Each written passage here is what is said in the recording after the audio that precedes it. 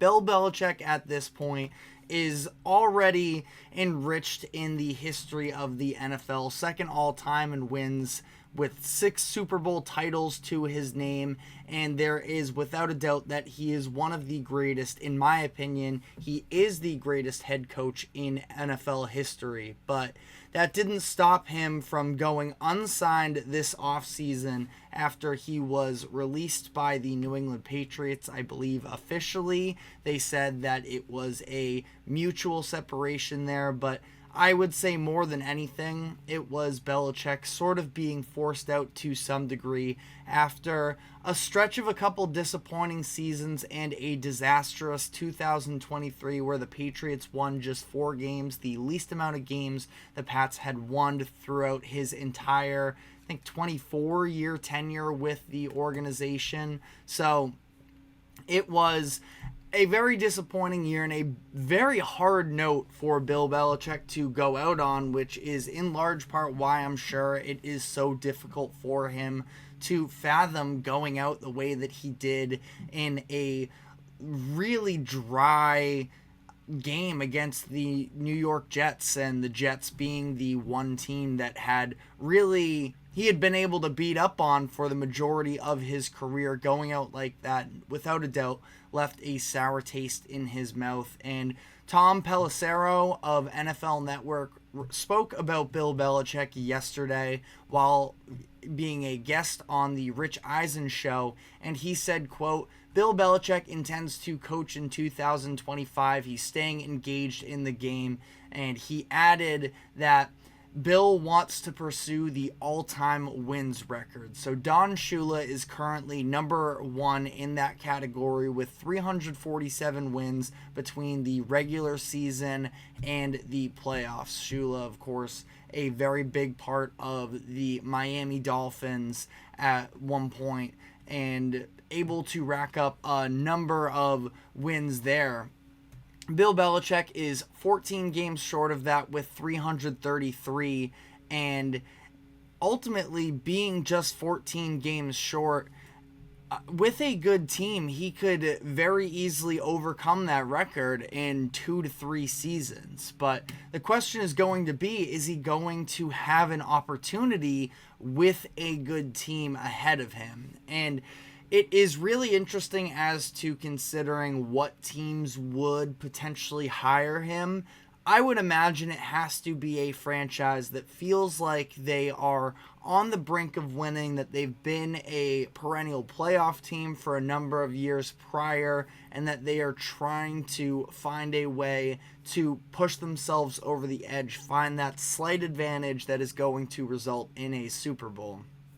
So some of the teams that come to mind in that conversation include the Buffalo Bills, the Dallas Cowboys, and the Philadelphia Eagles, in my opinion. And these are all teams that you would say, I think generally stating here, they have good head coaches in Sean McDermott for Buffalo, Mike McCarthy with Dallas, and Nick Sirianni with Philadelphia. Now, there are definitely drawbacks with every single one of those names, which is why, because they aren't necessarily this flawless candidate, that if things don't go well for their respective franchises in 2024-25, that the teams could be looking to make a move next offseason. Now, again, I think it's probably more unlikely than likely. Mike McCarthy, I do feel like, is on a rather hot seat at this point, where anything short of just about an NFC championship appearance, I would say,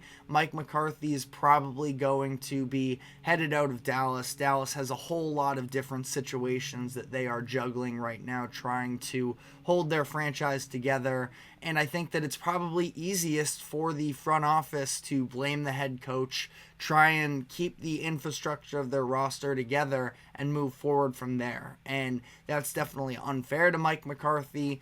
For whatever it's worth, also, I don't believe that... I think he has, obviously, a lot of smarts on the offensive side of the ball specifically, but time management has always been an issue with Mike McCarthy. You feel like he's somebody who's had a ton of talent on his rosters for a number of years, going back to Green Bay, and the fact that he's only come away with even one Super Bowl appearance feels like it should be held against him to some degree. Now, he went on to win that Super Bowl that he did appear in, so by no means is he a bad head coach, but I think it's very conceivable that there are better options ahead for the Cowboys, and I think that that's a move that makes a lot of sense outside of the maybe power struggle that could take place between Jerry Jones and Bill Belichick, and that's a whole nother conversation when you talk about Belichick of how much power is he going to want. Sounded like he was probably going to be okay with just being the head coach, but obviously the stories that came out later on about how front office members of other organizations that were looking into him were a little bit intimidated, whatever involvement Robert Kraft had in the demise of Belichick going to Atlanta. But, I think that if Bill is willing to just coach as opposed to take on the general manager role as well, he should be able to succeed.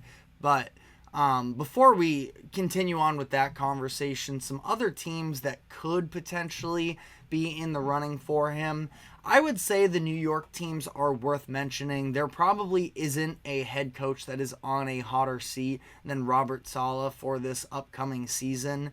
You could maybe make an argument for Matt Eberflus as well, because if Caleb Williams doesn't look good, then the Bears are most certainly going to fire him. Now, I don't really consider Chicago an option for him because of the fact that the Bears are trying to, build this culture, which, yes, Bill Belichick should be good at, but we saw the way that the developmental track went with Mac Jones as Bill Belichick was in charge, and Mac definitely deserves blame without a doubt. But Belichick did inherently make things harder for Mac Jones, the way that he refused to address the offensive issues. He was throwing around different offensive coordinators, including Matt Patricia, who is a defensive specialist, so that was an inexcusable move there, and Belichick just didn't seem to be on board with a younger player that maybe was a little bit entitled and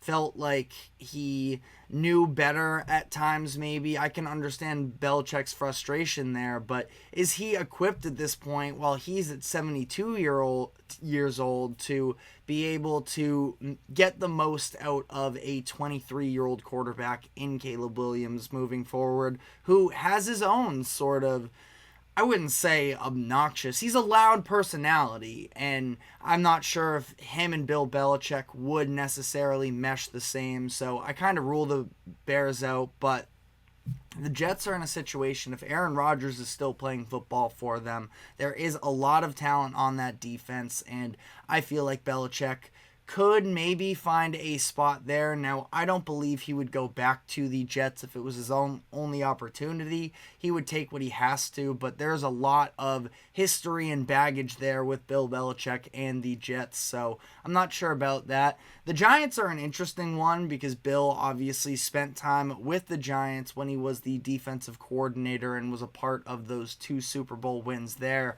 so could be a little bit of a full circle moment there. People are saying that Brian Daboll is on the hot seat. I feel like that's wrong. Daboll is a very good offensive mind. I feel like he has, last season was ugly for the Giants without a doubt, but how much can you really put on Daboll for that?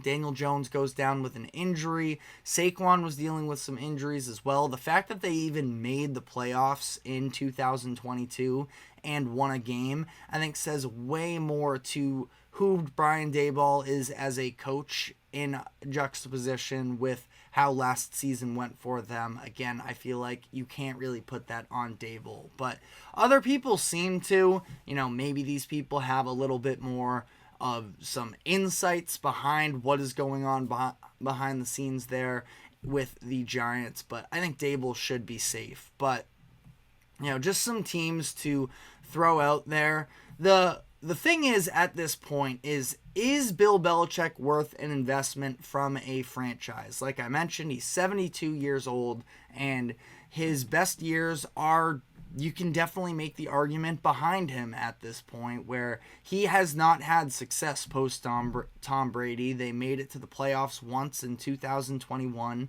and you can say, sabotaged the situation there a little bit with some of the ways that he went about being the general manager there. And the game passing him by, we've seen the inability, and not that he's the only one, obviously, scouting these skill position players from the collegiate level, but he has missed a number of times in some big ways in the first round and has put together bad rosters as a result of it.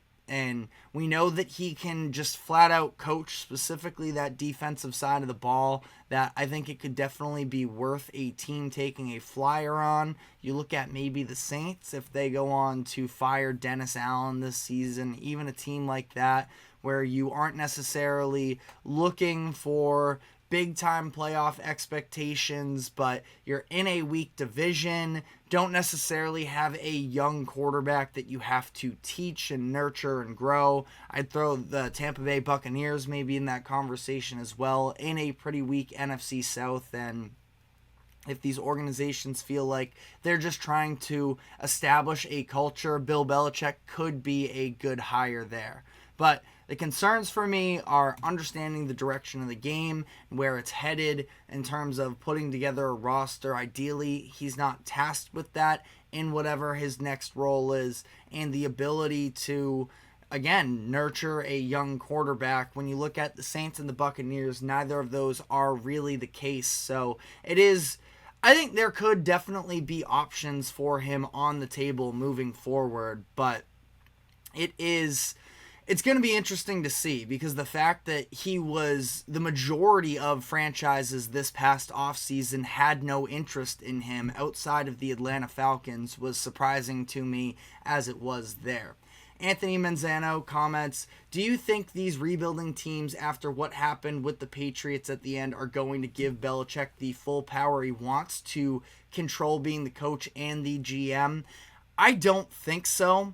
I feel like at this point, Belichick has sort of shown, I think he did himself no services either by spreading himself out just so thin, taking on all of the different roles. And even the season with Joe Judge and Matt Patricia in charge of the offense, Belichick was also heavily involved on top of calling plays for the defense and being the head coach and doing just about everything.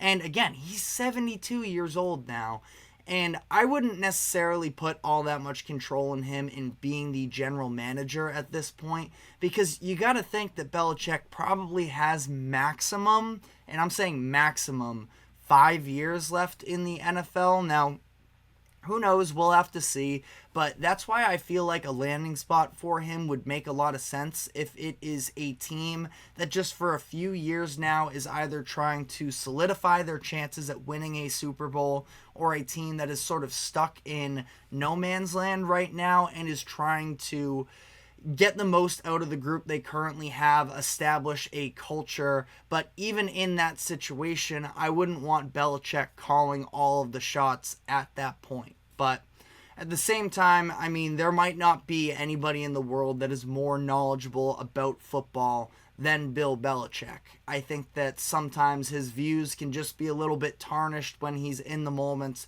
We know that he does sort of pick favorites at times. He is always, through his tenure, sort of leaned in favor of trusting people that he's already worked with prior. That's why you see Patricia and Joe Judge getting these second chances. Bill O'Brien, another one to the list, most recently the offensive coordinator under him. And seems like there was always sort of a connection to Belichick and the people he was surrounding himself with, which again isn't necessarily a bad thing, but it's just a lot of control, and I feel like that could definitely skeeve out some other franchises if he's not willing to play ball a little bit and not upend their entire organization, essentially. Anthony says, in general, do you think franchises are ever going to do that again, like what you see with the Raiders and the Patriots, giving their head coach full power to be the general manager? It's an interesting question because I'm not saying, it's not possible. I do look at a situation where I think the most successful business format is just having a general manager and a head coach that are actually on the same page. I would definitely never look to the Carolina Panthers as an organization that knows what they're doing, but I did like the way that they went about their business this offseason. They went out and they got a brand new general manager and they had him meet with the potential head coaching candidates. They end up hiring Dave Canales as their head coach, and it seems like they are interlocked a little bit. I kind of like that format more often, but the Sean McVays of the world, the Mike Shanahans, the offensive masterminds, Mike McDaniel, you can throw in there as well, all, of course, of that same coaching tree.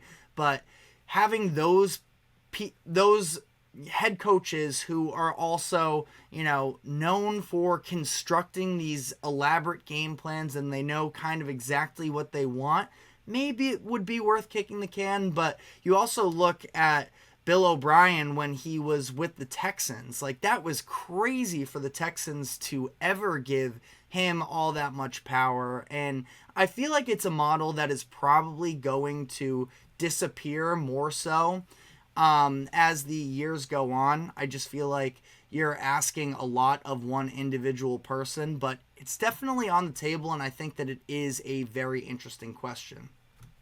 And Anthony says, this is where I kind of wish my Dolphins did originally, instead of promoting Chris Greer, who's been in the franchise for 30 years already, and bringing in a general manager from the outside who has different philosophies. That's the thing too, is you can get very stagnant when you are sort of so single-minded, that having the different philosophies is something that is important, because otherwise you get a situation where Belichick is, again, in my opinion, the greatest head coach in NFL history, but he was power hungry. You can make the argument in a number of ways over the course of his career in New England, especially so at the end of the year when there was a little bit of an ego conflict between him and Robert Kraft and Tom Brady, and that generally happens with powerful people anyways, and having some sort of balance, I think, is an important thing that NFL franchises are going to look to do moving forward. But it's a great question, and I am curious to see sort of what the future of that type of a role looks like in the NFL. But let me know in the comments section who you would like to see Bill Belichick end up with if he is going to make his return to the NFL. We're going to be taking a quick break, though, and when we come back on the other side, just yesterday we discussed the fact that Brandon Ayuk has officially requested a trade from the San Francisco 49ers. Today we are going to be looking at some different teams that I think he could potentially fit in with over the course of the next year. My thoughts on whether or not he gets moved this offseason. So we're going to be diving into all of that. But first, a quick break. Don't go anywhere. We will be right back.